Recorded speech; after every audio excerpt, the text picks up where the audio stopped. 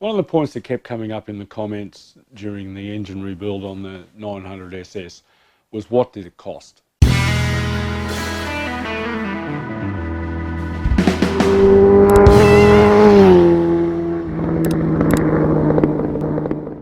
G'day everybody and welcome back. I'm a bit of a believer in the don't keep receipts. I don't, not only because you don't really, I personally don't want to sit there and look at it and go, oh my God, how much have I spent? It's more a case of what I need to do and how far I'm prepared to go. Quite often when you're faced with something like this, what are your choices? You sell the bike and take a loss and make it somebody else's problems, or you fix the bike and keep it on the road. Or you part it out and make your money from that and cut your losses. But for me, I love this bike and I want to keep this bike. I spent good money on it when I did purchase it originally, so it's a bit of a no-brainer really. So in the absence of any receipts, I'm going to try and go off memory roughly what sort of money we spent getting this thing back on the road. All right, so let's break it down in sequence, I guess. We first realised we needed to replace the cylinders and the pistons and rings. I was really lucky to pick up those ST2 cylinders and piston assemblies second hand for $250. That was an absolute bargain. I haven't seen anything like that before or since. I think I was just in the right place at the right time. So there was that. Then I sent the cylinder heads off to Lock Ducati.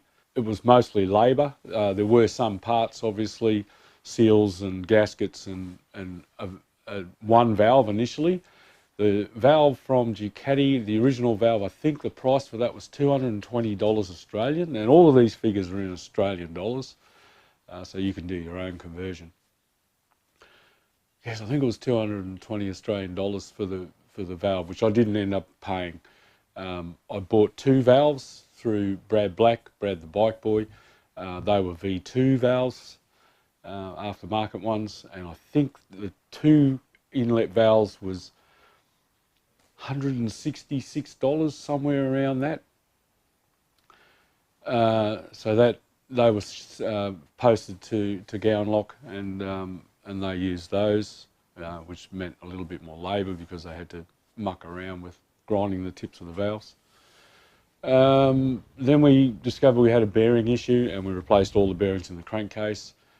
I think that little exercise was around about $500, and that didn't include the crankshaft bearings, I think. It's all a bit vague, and like I said, I don't keep receipts. So let's just say it was $500. The cylinder heads, the two cylinder heads to be cleaned, new inlet valves, seats ground, valves ground, re-lapped, all of the gaskets and everything else re-shimmed, ready to go, put in a box and sent away. Was about $740, $744, somewhere around that figure. And Lock supplied a lot of parts. They're very good for parts for these things. So they sent down, obviously, the crankshaft bearings, all of the gaskets and crush washers and O-rings and everything else, the 3-bond, everything else I needed to put this thing together. And from memory, it was a bit over $900. So probably looking at a bit over $1,500, $1,600 at Lock. 500 odd bucks for the bearings through SKF and whatever else I bought from them at the time. There was also $250 for the cylinders, obviously. There was also a few tools and bits and pieces that I needed to buy, plus oil, filter and all the rest of it. The figure was probably getting up. The final figure, I think, was somewhere between $2,500 and $3,000 Australian dollars to rebuild this motor. And that was without the cost of buying new pistons or getting nicker seal done or new rings or anything like that. So that just sort of goes to show you, I guess, how much you can expect to dump into one of these things if you're looking to do that. So if you're in the market for a second-hand one and it's got issues, you need to factor that into your purchase price.